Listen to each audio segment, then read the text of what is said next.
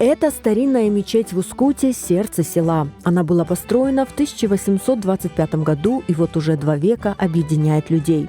Особенно людно здесь в Рамадан. Ежедневно на территории мечети проходят коллективные вечерние разговения, ифтары. Saygılı dostlar, bizler bugün Uskut köyünde bulunamız. Uskut köyünün eski camisinde tahminen 4-5 yıldan beri iftarlar geçirilmekte ve biz bugün ilk sefer iftarda bulunamız aynı Uskut köyünde ve benim yanımda endi ilk misafir.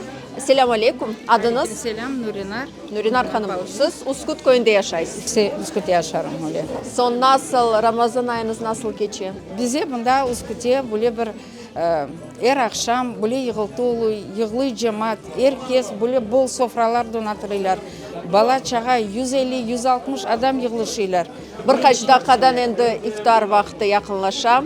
Allah kabul etsin. С первыми звуками эзана шум затихает. Собравшиеся приступают к трапезе. В этом году ифтары в Ускуте особенно многолюдны. Мы всегда из года в год ждем эти ифтары, мы всегда собираемся, потому что на этих ифтарах мы именно собираемся всем селом, мы общаемся, мы готовы собираться каждый год. Все больше и больше людей принимать в наш джами с разных уголков Крыма, кто хочет посетить наш Ускут джамиси. Bizim Utkuz köyümüzde iftarlar zülbet, adam çok toplanıyor, aşlar pişiriyor, birinci, ikinci aş, dualar okunuyor, birbirinden barışıklar oluyor.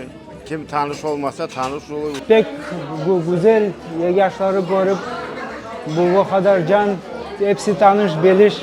Maşallah hepsi. Bu sofraları bol doldururlar. Aş birinci, ikinci ne isteseniz dua yaparlar, Yasin okuyurlar, namaz kılarlar, teravihe gelirler. Cemaat boya pek sık ve sağlam oluyor. Вечер в Ускуте завершается общей молитвой. Ифтар – это не просто окончание дня поста. Это момент, когда все село становится одним домом.